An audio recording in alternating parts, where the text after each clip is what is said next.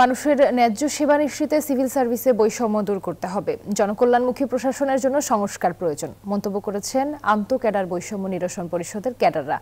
শুক্রবার সকালে কৃষিবিদ ইনস্টিটিউটে এক আলোচনা সভায় এসব কথা বলেন তারা। আয়োজনে 25 ক্যাডারের সমস্যা ও সমাধান নিয়ে আলোচনা হয়।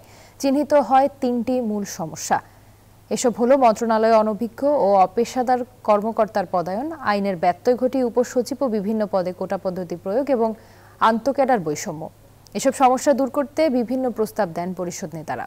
সভায় সারা দেশ থেকে 8000 ক্যাডার যোগ দেন। বঞ্চনার কারণে, বৈষম্যের কারণে এই একটা বিশেষ ক্যাডার তাদেরকে বৈষম্য সৃষ্টি করে তাদের কর্মস্পৃহা নষ্ট করে ফেলেছে।